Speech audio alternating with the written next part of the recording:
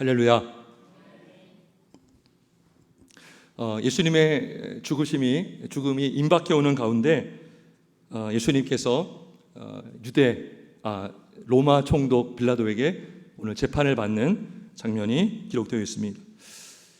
예수님께서 빌라도 앞에 가서 재판을 받으셨고 신문을 당하셨는데, 여러분, 빌라도를 넘겨준 사람들이 누굽니까? 예수님을 빌라도에게 넘겨준 사람이 누구죠? 바로 당시 유대교 지도자들입니다. 대제사장들. 이들이 예수님을 죽이기 위해서 세상 법정에 넘긴 거예요. 여러분, 한번 질문해 봅니다. 왜 유대교 지도자들, 대제사장들, 서기관들, 장로들이 왜 예수님을 죽이려 했을까요? 왜 죽이려 했을까요? 무엇 때문에? 여러분, 예수님이 잘못한 게 있어요? 예수님이 살인죄를 저질렀습니까? 예수님이 물건을 훔친 적이 있어요? 예수님이 거짓말한 적이 있어요? 사기를 친 적이 있습니까?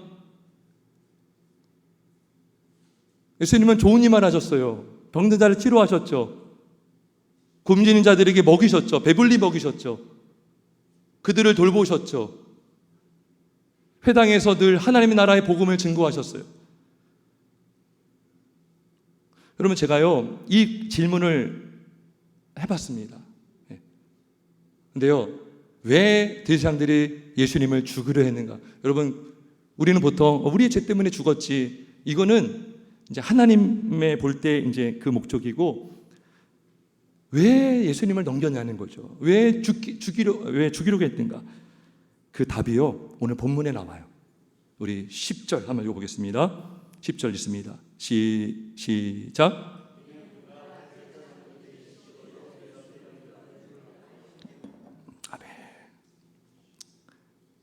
왜 넘겨줬어요? 시기했기 때문에. 여러분, 대제사장들이 예수님을 죽이려 했던 이유가 뭐예요? 어떤 마음이 있었기 때문에? 시기하는 마음 때문이에요. 시기심 때문에 넘겨준 것입니다. 그러면 무엇을 시기했을까요? 예수님의 무엇을 시기했을까요? 여러분, 예수님 우리 11장 18절 한번 볼까요? 우리 마가복음 앞에 좀 가봅시다. 11장 18절.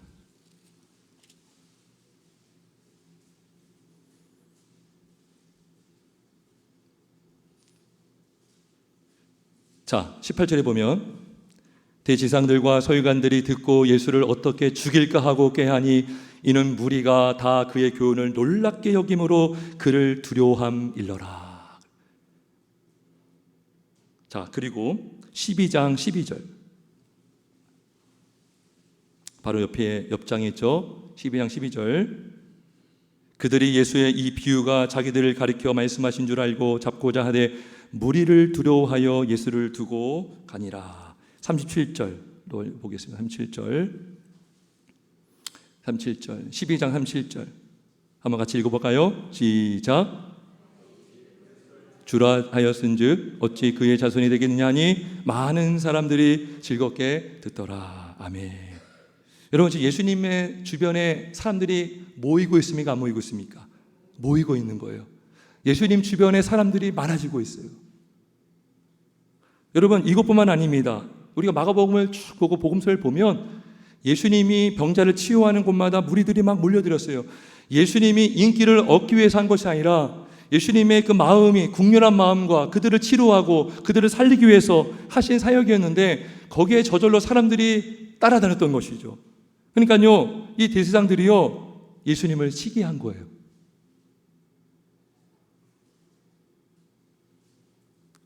여러분, 우리가요 남을 미워하는 그 중심에 뭐가 있을까요? 미워하는 중심, 그 중심에 많은 부분이요 시기하는 마음이 있어요. 시기하는 마음이 남을 미워하게 만듭니다. 내가 인정받고 내가 더 인정받아야 되는데, 내가 더 높아져야 되는데 어떤 사람이 더 높아진 거예요. 내가 더 존경받아야 되는데 어떤 사람이 더 존경받고 있는 거예요. 내가 더 성공해야 되는데 어떤 사람이 더 성공하고 있는 거죠. 시기하잖아요. 그럼 그 사람 미워한다니까요. 그 사람을 축복하기가 힘들어요.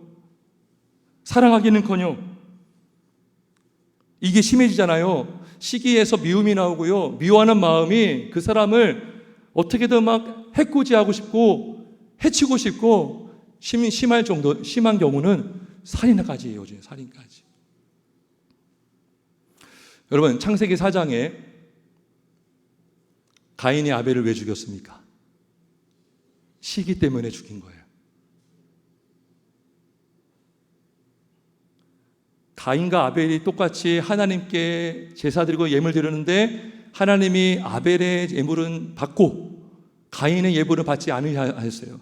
사장에 보면 거기 이렇게 기록합니다. 가인이요 몹시 화가 냈다 그래요. 몹시 화를 냅니다. 그리고 그 화가 그게 시기심에 나왔죠. 그래가지고 아벨을 죽이게 되는 것입니다. 여러분, 요셉의 형들이 왜 요셉을 죽이려고 했습니까? 시기 때문에 그런 거예요. 야곱이 요셉을 편애했잖아요. 한편은 이해가 돼요. 완전 늦둥이에요. 살아가는 라헬로부터 채연한 첫째 아들. 그러니까 사랑을 너무나 사랑스러운 거죠. 그러니까 막 채색옷을 입히니까요, 형들이 너무나 막 시기한 거예요. 미워한 거예요. 그래가지고 요셉을 죽이자.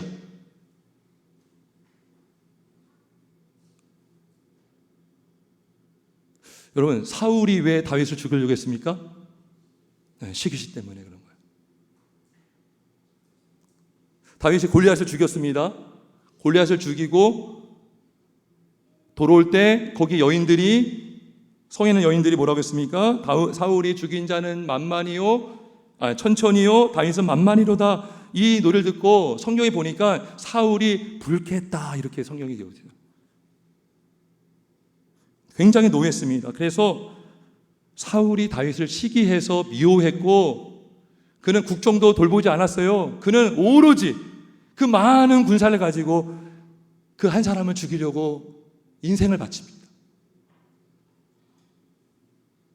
여러분, 사울이 단잠을 잔 적이 있을까요? 없을까요?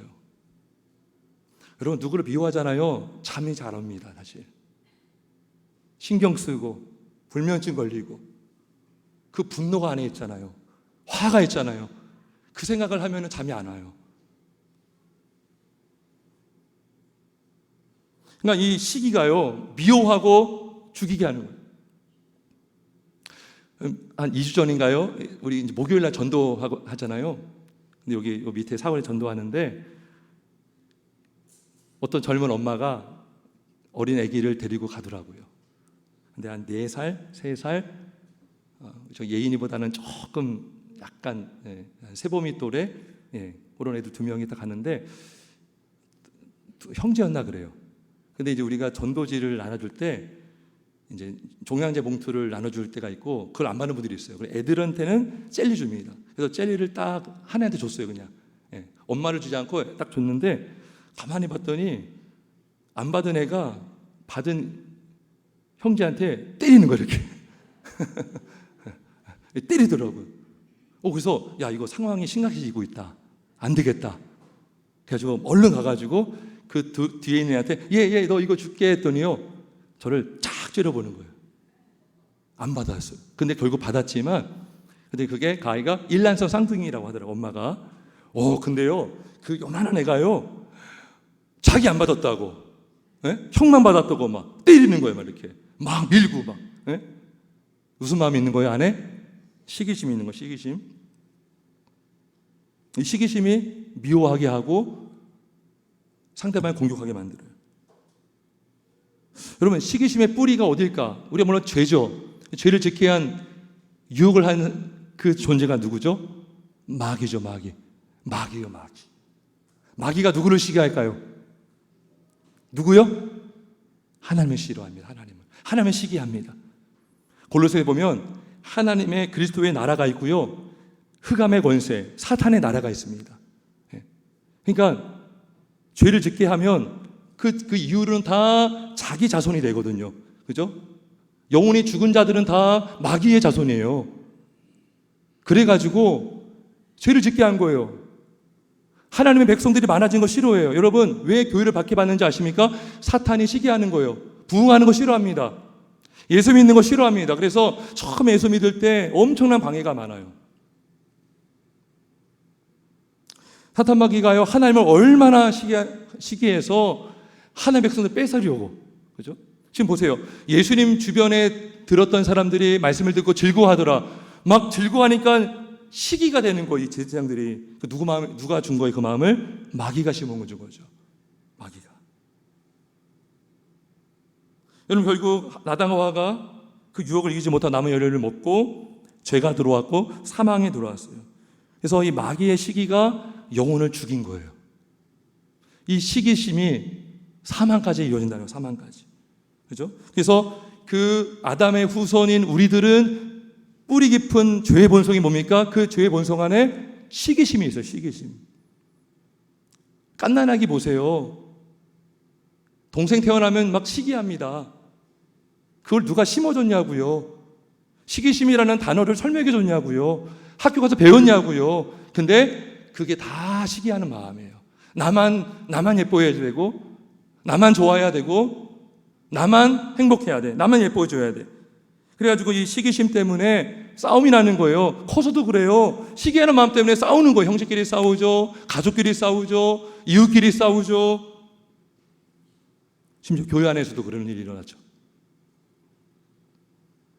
그러니까 이 시기는 여러 형태의 죄의 모양으로 나옵니다. 자, 오늘 본문에 보면 그 죄, 시기하는 마음에서 어떤 죄들이 또 나오는데, 우리 지난주에 말씀 나눴잖아요. 죄는 뭐를 낳는다고요? 벌써 까먹으셨어요? 죄를 몰라요? 사망 나는데 제목은 뭐예요? 죄는 죄를 낳는다고 그랬어요. 네? 죄는 또 다른 죄를 낳는다 그랬잖아요. 근데 은혜는 뭘 낳는다? 변화를 낳는다 그랬어요. 변화. 시기하는 이 죄가요, 또 다른 죄를 막 양산시킵니다. 자, 오늘 볼게요. 본문에 보면 대장들과 서기관들, 장로들이요 의논합니다. 뭘 의논했을까요? 좋은 거 의논했을까요?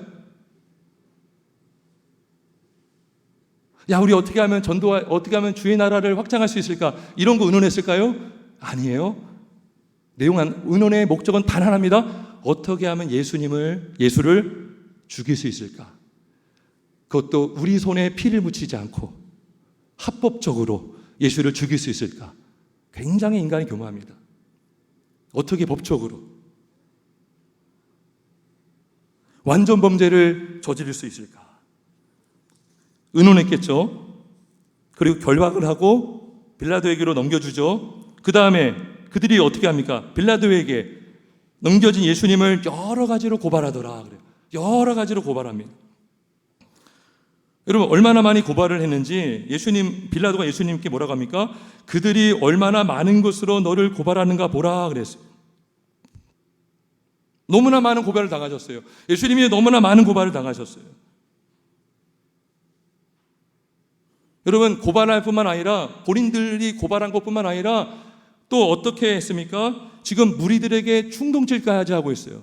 여러분, 죄성은요 혼자 힘으로 잘 안 된다고 생각하면 끌어들입니다. 공범을 만들어요.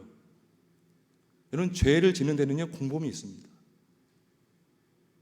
그래가지고 충동질하죠. 조종을 합니다. 자, 어떻게 조종하냐면 이 당시 때 이 명절이 되면 전례대로 사람들이 요구하는 재수한 사람을 풀어주는 전례가 있었어요. 백성들이 요구할 수 있어요. 근데 그 죄수 중에 누가 있었냐면 바라바라는 죄인이 있었는데, 이 바라바는 밀란을 일으킨 사람이고 살인자예요. 살인자. 굉장한 흉악범이에요. 흉악범. 자, 근데 빌라도가 아직 예수님에 대해 몰라요. 그리고 대제사장들이 시기해서 넘겨준 걸 알았어요. 예수님이 죄를 져서 넘겨준 것이 아니라 대제사장들이 시기해서 나에 넘겨줄 거구나. 그래서 빌라도는 사람들에게 물어봐요. 너희는 내가 유대인의 왕을 너희에게 놓아주기를 원하느냐? 그러면 당연히 유대인의 왕을 놓아주라고 할 줄 알았어요. 문맥을 보면 그래요. 근데 무리들이 누구를 놓아달라고 합니까? 바라바를 놓아달라고 합니다. 누가 충동질한 거예요? 뒤에서 대제사장들이 충동질한 것입니다.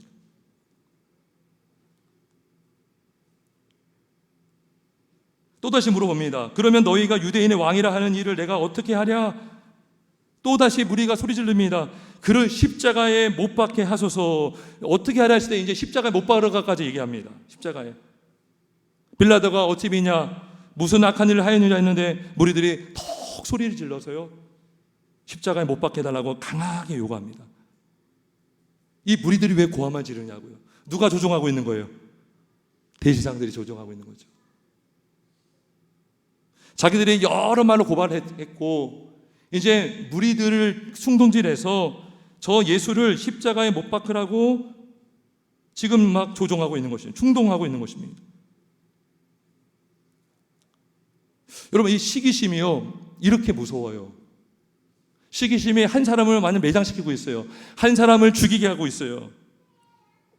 수근수근하게 했죠. 은혼하게 만들었죠. 비방하게 만들었죠. 결국 십자가에 못 박혀 죽게 했잖아요. 자, 여러분, 로마서 1장 28절에 이런 말씀이 있거든요. 그들이 마음에 하나님 두기를 싫어하며, 이게 죄의 본질입니다. 죄의 본질은 하나님을 내 마음에 두지 않고 내가 있는 거예요. 내가 중심이 있는 거죠. 그러면서 29절에 곧 그러한 사람의 특징을 말합니다. 곧 모든 불의, 추악, 탐욕, 악의가 가득한 자요, 시기, 살인, 분쟁, 사기, 악독이 가득한 자요, 그 다음에 수근수근하는 자요, 비방하는 자요, 그럽니다. 이 로마서 1장 29절의 이 한 절 안에요, 오늘 대제사장들과 무리들이 한 행동들이 다 들어가 있어요. 수근수근거렸죠. 의논했죠. 그 전에 시기했죠. 수근거렸죠. 비방했죠. 살인하게 되었죠. 이게 요 한 절 안에 다 들어가 있어요. 욕심이 잉태한 즉 죄를 낳고 죄가 잉태한 즉 사망을 낳는 것입니다. 고린도전서 3장 3절에서 이러한 모습을 말하기를 육신에 속한 자로다 그래요. 성령의 사람이 아니라 육식에 속한 자로다. 시기와 너희 가운데 시기와 분쟁이 있으니 어찌 육신에 속하여 사람을 따라 행함이 아니니려 그래요.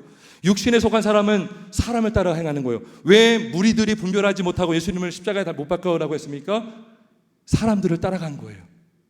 힘 있는 대제사장들을 따라간 거예요. 성령의 사람은 성령의 소욕을 쫓아서 성령이 원하는 일들을 해야 되는데 육신에 속하다 보니 그냥 사람을 따라 행동하게 되어서 무리들이 군중심리로 충동질 당해서 이런 일을 행동한 거예요. 베드로전서 2장 1절에 그러므로 모든 악독과 모든 기만과 외식과 시기와 모든 비방하는 말들을 버려라 그래요. 왜요? 시기하면요 비방하게 돼요. 왜요? 그 사람을 깎아내려야 되거든요. 네거티브 공략하잖아요, 정치에서도. 그래서 깎아내려서 비방해서 그 사람이 존경받는 것을 멈추게 하는 거예요.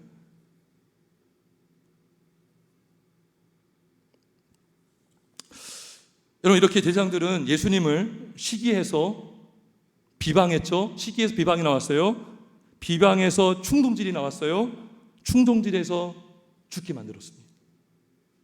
자, 근데 예수님은 어떻게 했을까? 예수님이 어떻게 행동했습니까? 우리 예수님은 이 대제사장들과 이 장로들과 서기관들이 예수님을 결박하셨을 때 예수님은 결박당하셨습니다. 여러분, 삼손이 힘이 셉니까? 예수님이 힘이 셉니까?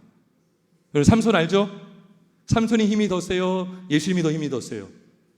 예수님은 하나님이세요, 여러분. 여러분, 사사기에 보면요, 삼손을 잡으러 왔던 사람들이 삼손을 어떻게 했어요? 결박했죠. 줄로 막 묶었잖아요. 근데 삼손이 힘이 셌을 때 어떻게 했죠? 그걸 따다다닥 다 풀었잖아요. 다 풀었어요. 그만큼 힘이 세요. 근데 삼손은 사람이에요. 하나님의 능력 주시니 그렇게 한 건데 사람이에요. 근데 예수님은 사람이지만 또한 하나님이세요. 말씀 한마디로 풍랑을 잠잠케 하시고 세상을 창조하시고 무에서 유를 창조하신 우리 하나님이십니다. 할렐루야. 근데 그 하나님께서, 예수님께서 힘을 쓰지 않았어요. 결박당하셨어요. 아무런 힘을 쓰지 않으셨어요. 여러분, 그리고 예수님은 침묵하셨어요. 여러분, 예수님은 진리예요, 진리. 아멘이십니까? 예수님 말씀이십니다. 아멘이십니까? 태초에 말씀이 계시니라 그랬어요. 말씀. 예수님은 어떤 말도 할 수 있는 분이세요. 예수님이 또 다른, 예수님 보혜사거든요. 보혜사가 변호사예요, 변호사. 여러분, 변호사가 자기 변호를 얼마나 잘하겠습니까? 남을 변호해주는 직업이잖아요. 근데 예수님의 그 역할이 변호사인데 본인을 얼마나 변호할 수 있겠어요? 근데 변호하지 않으셨어요. 예수님은 자신의 어떤 무지함을 변명하지 않으셨어요. 해명하려고 하지 않았어요. 그냥 아버지께 맡기셨어요.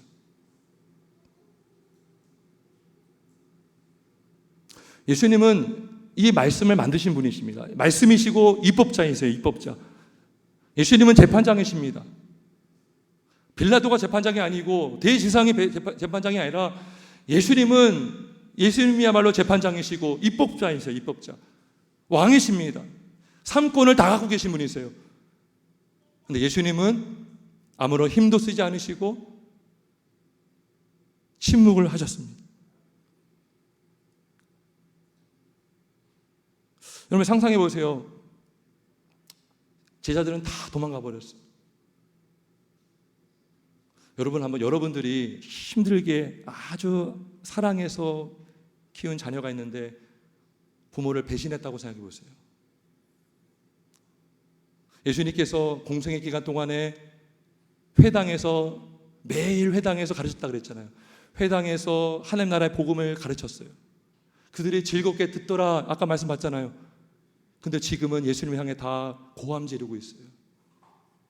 자신이 목양한 그 성도들, 그 백성들 잘 키워놨는데 갑자기 예수님을 향해서 죽어라, 죽어라 하고. 여러분, 그 배신감 한번 상상해 보세요.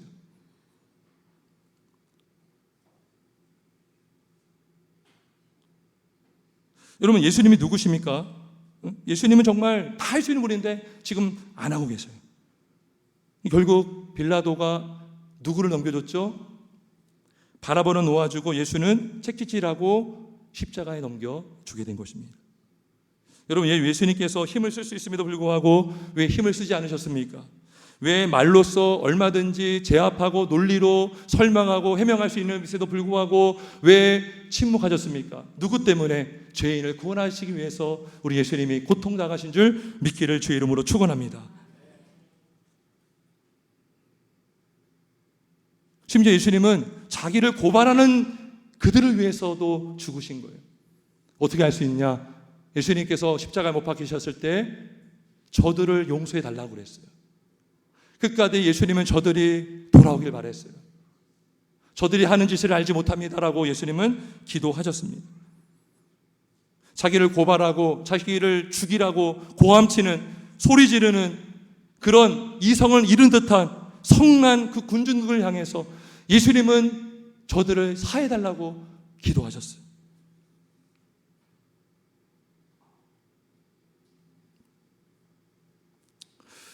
여러분, 이 무리들은, 특별히 대지상들은 자기가 높아지기 위해서, 자기만 살기 위해서 예수님을 죽이려고 했지만 우리 예수님은 죄인을 살리기 위해서 죽으셨습니다. 이게 우리와 다른 거예요. 우리는 살기 위해 남을 죽이잖아요. 밟잖아요. 조롱하고 고발하고 그 사람을 제거하고 싶잖아요.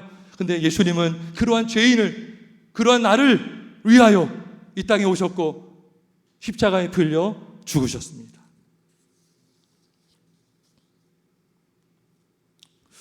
여러분, 우리가 이 말씀을 보면서 그러면 우리는 과연 이때 있었어요, 없었어요? 여러분, 우리가 성경을 볼 때 2000년 전의 일이잖아. 우리는 거기 없었잖아. 우리 예수님 본 적도 없고 우리는 공범이 아니야. 그런 생각이 우리 안에 깊이 뿌리박혀 있습니다. 여러분, 공범이에요, 아니에요? 제가 물어봅니다. 여러분, 십자가에 못 박혀 한 공범이에요, 아니에요? 공범이에요, 공범. 우리 히브리서 6장 4절 한번 가볼까요? 히브리서 6장 4절. 히브리서 6장 4절.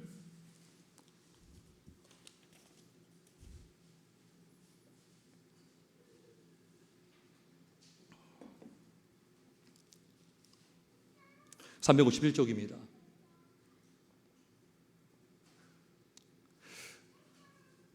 한 번 빛을 받고 하늘의 은사를 맛보고 성령의 참여한 바 되고 하나님의 선한 말씀과 내세 능력을 맛보고도 타락한 자들은 다시 새롭게 하여 회개할 수 없나니 이는 그들이 하나님의 아들을 다시 십자가에 못 박아 드러내놓고 욕되게 함이라 그래요. 자, 보세요. 이거는 1차적으로 신앙 고백까지 한 사람들이 배교한 것을 말해요. 그래서 다시 타락한 자들, 그죠? 맛보고도 타락한 자들, 그거는 다시 예수님을 십자가에 못 박는 행위라고 합니다. 그러면 이 타락이 뭡니까? 이게 타락의 원문을 보면 이탈했다, 이탈. 그리스도 안에서 이탈한 거예요. 그러면 여러분 보세요. 우리가 예수 믿기 전에는 예수님 안에 있었어요, 밖에 있었어요? 밖에 있었어요. 타락한 존재였어요. 그러면 그 상태에서 우리는 누구를 십자가 못 박은 거예요? 예수님을 못 박은 거예요. 여러분, 예수님이 죄인을 위해서 죽었다는 것은, 나 때문에 죽었다는 것은 내가 예수님을 죽인 것과 같은 것입니다. 그죠? 우리가 예수 믿기 전에 예수님을 얼마나 욕되게 했습니까? 예, 하나님을 믿지 않는 것 자체가 큰 죄라고 했어요. 하나님을 부인하는 것, 예수님을 부인하는 것. 하나님 어디 있어? 예수님 어디 있어? 우리가 툭 던지는 말들, 우리가 믿지 않았을 때 그거 다 뭐 예수님을 십자가에 못 박는 행동을 한 거예요. 우리도 공범입니다, 공범. 배교한 것은 뭐 말할 것도 없고요. 그건 너무나 큰 죄고요. 우리가 예수님을 믿기 전에 우리는 이미 예수님을 십자가에 못 박혔다는 것입니다. 여러분, 교회를 좀 다녀본 분들이라면 손양원 목사님 다 들어보셨을 겁니다. 요즘에 이렇게 어떤 기도회에서 이렇게 간증자 많이 나오는데, 그 손양원 목사님의 두 아들을 죽인 사람의 아들이 간증을 했어요. 그분이 이제 안경선 목사님이 되셨는데, 손양원 목사님께서 그 한센병자들을 돌봤던 것처럼 지금 부룬디, 아프리카 부룬디에서 한센병자들 돌보면서 선교사를 하고 있어요.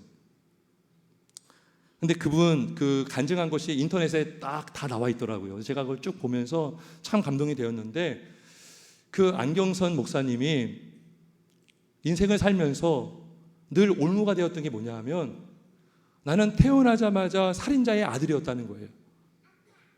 그것도 한국에서 가장 존경받는 중에 한 분인, 한국 기독교 역사상 그런 분이 있을까 말까 할 수 있는 그 귀하신 손양원 목사님을 죽인 그 아들을 죽인 장본인이 바로 우리 아버지였다는 사실. 이게 너무나 상처가 되었고, 이게 너무나 올무가 되었고, 너무나 고통스러워서 하나님께 1년 동안 죽여달라고 기도했대요. 근데 어느 날 병이 들었어요, 진짜. 병이 들어가지고, 근데 자기가 죽고 싶잖아요. 그래서 병원을 안 갔어요. 2년 동안 고생하다가 어떻게 하다가 중환자실에 이제 실려갔나 봐요. 근데 중환자실에서 예수님의 십자가를 봤다고 합니다. 환상을 보셨는지, 환상을 보셨겠죠. 근데 그때 깨닫게 된 게, 나의 아버지는 동인, 동신, 그 두 아들이거든요. 동인, 동신 두 분을 죽였지만 나는 예수님을 죽였다라는 것을 깨닫게 되었대요. 그러니까 자기는 아버지만을 원망했대요. 아버지 살인자야.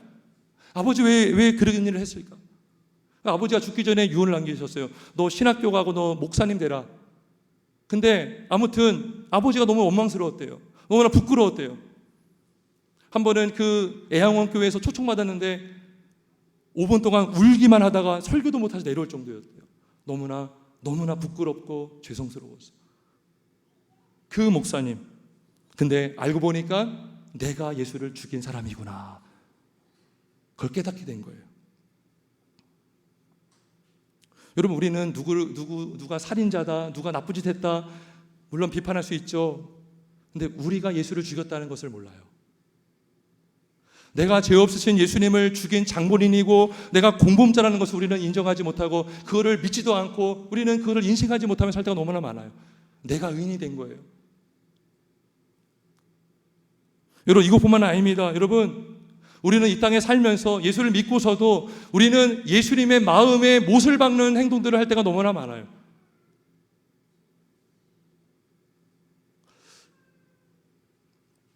여러분들 형제들이 싸우면은 얼마나 마음이 아픕니까? 여러분 자녀들이요, 맨날 싸운다고 생각해보세요. 형제들끼리 막 싸우고, 막 무슨 문제로 싸우고. 그러면 당사자들도 힘들겠지만 부모의 마음은 찢어지는 거예요. 못을 박는 거예요.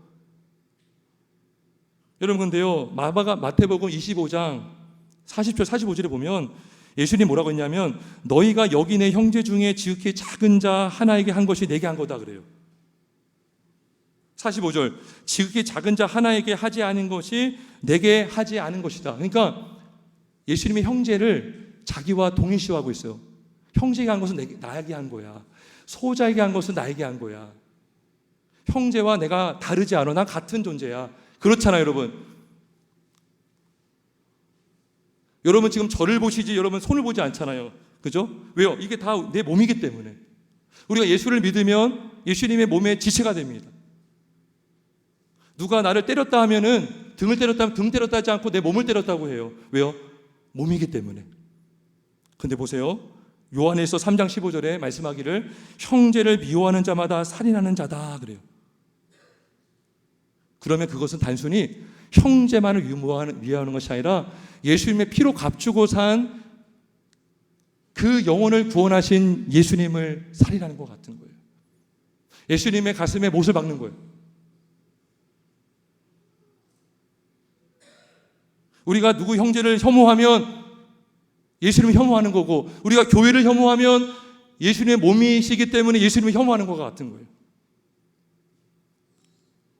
실제로 바울이 회심하기 전에 다메섹 도상에서 예수님이 바울에게 뭐라고 했습니까? 사울아 사울아 내가 어디 있자하여 나를 박해하느냐 그랬어요. 어찌하여 나를 박해하느냐. 바울의 입장에서 황당하죠. 내가 어떻게 예수님 박해했습니까? 저는 기독교인들을 너는 죽인 것밖에 없습니다. 나는 감옥에 넣어준 것밖에 없습니다. 근데 그게 아니었어요. 기독교인들은 예수님의 없는 지체였어요. 기독교인들을 박해한 것은 예수님을 박해한 거예요. 기독교인들을 미워하고 시기하고 혐오한 것은 예수님을 싫어하고 미워하고 혐오한 것 같은 거예요. 우리도 예수님을 십자가에 못 박았고 지금도 우리는 남을 시기하고 혐오하면서 예수님의 마음을 아프게 하는 죄를 짓고 있다는 것입니다. 우리는 다 죄인입니다. 우리도 다 공범이고. 여러분, 그런데 우리 예수님은 이러한 죄인을 위해서, 나 같은 죄인을 위해서 우리 예수님이 이 땅에 오셨고 고난당하시고 결박당하시고 조롱당하시고 언어 폭력을 당하시고 십자가에 달려 죽으셨습니다. 할렐루야. 그 예수를 믿는 자마다 멸망하지 않고 영생을 얻게 하여 주시고 영접하는 자 곧 그의 이름을 믿는 자에게는 하나님의 자녀가 되는 권세도 주시는 줄 믿습니다. 우리의 죄를 사해받는 것, 여러분 어느 법정에서 재판관이 당신 무죄, 얼마나 기뻐요.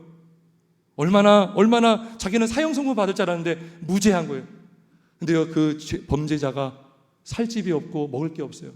근데 재판장이 선고도 하시면서 동시에 당신 내가 오늘 아들로 삼아준다 한 거예요. 후속 조치까지 하신 거예요. 내가 너 인생을 돌봐주고 내가 너 인생을 책임져주고 먹여줄 것이다 한 거예요. 용서만 한 게 아니라 손녀가 못살에 그렇게 해서 양자 삼아준 거 아니에요. 용서만 한 것이 아니라 아들로 삼아주신 거예요. 뿐만 아니라 믿는 자에게 성령을 주셨습니다. 할렐루야. 여러분, 구원이 뭡니까? 단순히 제 씻김 받는 것만이 구원이 아니에요.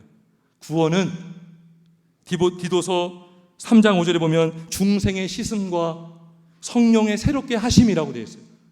중생의 씻음, 제 씻음과 성령의 새롭게 하심. 우리를 성령으로 새롭게 하시는 거예요. 우리의 마음을 변화시켜 주셔서 성령의 열매를 맺게 하시는 줄 믿습니다. 성령의 열매 중에 가장 귀한 열매가 뭐예요? 그게 바로 사랑입니다. 사랑. 여러분, 사랑을 여러분의 힘으로 할 수 있을 것 같아요? 여러분의 힘으로 여러분 사랑을 계속할 수 있을 것 같습니까? 그것도 여러분을 미워하는 사람을 사랑할 수 있어요? 놀랍게도요, 사랑이 시기보다 강합니다. 할렐루야. 오늘 설교 제목은 제가 이거 말씀하려고 여기까지 온 거예요. 지금 이게 오늘 핵심이에요. 따라해보세요. 사랑이 시기보다 강하다. 다시 한번, 사랑이 시기보다 강하다. 여러분, 시기가 얼마나 강해요? 미워하고 폭력하고 죽이는데 사랑은 더 크다는 거예요. 사랑은 더 강해요. 할렐루야. 사랑은 더 강합니다. 시기도 너무나 위험하지만 강한 힘을 갖고 있지만 사랑은 더 크기 때문에, 사랑의 능력은 더 크기 때문에 시기를 누르고 시기하지 않고 사랑하게 되는 줄 믿습니다. 여러분, 그래서 우리 고린도전서 13장 4절에 말씀하죠. 사랑은 뭐하고? 오래 참고, 사랑은 온유하며 시기하지 아니하며. 할렐루야. 사랑은 시기하지 않습니다. 사랑은 시기하지 아니하며, 사랑은 자랑하지 않으며, 교만하지 아니하며. 그래요. 이것이 성령으로 거듭난 자가 할 수 있는 복음의 능력으로 인한 열매인 줄 믿습니다. 뿐만 아니라 우리는 시기하지 않을 뿐더러 우리는 나를 힘들게 했던 사람까지 우리는 위하여 기도할 수가 있고, 나만을 위했던 인생, 자기만 돌아봤던 인생인데 이제 다른 사람들도 돌봐줄 수 있는 그런 사랑의 하나님의 백성이 되는 줄 믿습니다. 빌보서 2장 3절 4절에 보면 아무 일이든지 다툼이나 허용으로 하지 말고 오직 겸손한 마음으로 각각 자기보다 남을 낮게 여기고 각각 자기 일을 돌볼 뿐더러 또한 각각 다른 사람의 일을 돌보아 나의 기쁨을 충만하게 하라. 여러분, 애기들은요 자기밖에 몰라요. 왜 나 안 줘요? 나 안 줘요? 떼쓰고 그래요. 왜 나는 안 줘요? 근데요, 성숙해야 한다는 게 뭐예요? 나눠줄 수 있는 거예요. 자기가 먹을 수 있는 것도요 나눠주고요. 먼저 먹어. 이게, 그래서 여러분들 애들이요 자랄 때 맨날 엄마가 먹여주다가 먼저 엄마 이거 한번 드셔보세요. 얼마나 기뻐요, 여러분들. 아, 얘가 철이 들었구나, 얘가 성숙했구나. 그게 신앙도 마찬가지죠. 나만 알았던 사람, 그게 시기하는 마음이 거기서 나오거든요. 근데 사랑에 들어가니까 각각 자기 일을 돌볼 뿐더러 또한 각각 다른 사람들의 일을 돌보아. 나만 위했던 인생이었는데 남을 섬기는 자가 되는 줄 믿습니다. 누가 남을 섬길 수 있어요? 시기하면 못해요. 근데 내가 예수님의 사랑을 힘입어 나 같은 죄인을 용서하신 그 주님이 나도 사랑하셨는데 다른 영혼도 사랑할 뿐만 아니라 섬기면서 그 영혼이 잘되게 바라는 줄 믿습니다. 말씀을 정리하겠습니다. 저는 참 정말 하나님의 은혜로요 이제 3년 넘게 산기도를 이제 하고 있습니다. 근데 처음에 너무나 초기에 은혜를 받아서 제가 아는 친한 목사님께 한번 권유했는데 그분이 이해를 못 하셨어요, 그때. 근데 최근에 한 분, 두 분, 세 분, 네 분 많은 목사님들이 같이 기도하고 있습니다. 근데 그 중에는요 제가 막 부러워했던 목사님도 계셔요. 그분은 개척하신 분인데 분리개척했어요. 우리보다 교회인들이 더 많아요. 그분은 공부도 참 많이 하신 분이세요. 근데 이제 하나님의 힘이 필요한 걸 더 느낀 거예요. 그래서 기도하고 나오셨는데 제가 막 기도하라고 자꾸 권면을 하기도 했어요. 여러분, 목회자가요 서로 경쟁자가 아니잖아요. 그죠? 전에는 부러워하는 마음이 있었지만 복음을 알면 알수록, 목회를 하면 할수록 경쟁자가 아니구나. 그죠? 여러분, 나만 잘 되면 어떻게 해요? 우리 교회만 잘 되면 어떻게 해요? 다 교회가 잘 돼야 되잖아요. 근데 시기하는 마음을 가지면 배가 아픈 거예요. 여러분, 부럽다라고 하는 것부터가 이미 시기하고 있는 거예요. 근데요, 제 마음속에 목사님들 잘 되길 바라는 거예요. 그래서 제가 진짜 이 기도만이 살 길이잖아요. 할렐루야. 그래서 기도를 검했더니 막 나오고 있고요, 회복되고 있습니다. 할렐루야. 이게 기도가 비밀이잖아요. 신앙의 비밀이고 힘의 비밀이고 목회의 비밀인 줄 믿습니다. 이거를 막 주고 싶은 거예요. 그들이 회복되고 있어요. 여러분, 전도가 뭐예요? 여러분, 미워하는 사람에게 전도할 수 있어요? 시기하는 사람에게 예수 믿으라고 할 수 있어요? 진심으로? 힘들어요. 근데 진짜 그 영혼을 사랑하고 주님의 사랑을 받은 자는요 진짜 가장 보호하신 예수님을 믿으세요. 교회 나와보세요. 영혼이 삽니다라고 전할 수 있는 줄 믿습니다. 사랑이 우리를 변화시키고 사랑은 무엇보다 강하다? 시기보다 강한 줄 믿기를 주의 이름으로 축원합니다. 우리 함께 기도하겠습니다.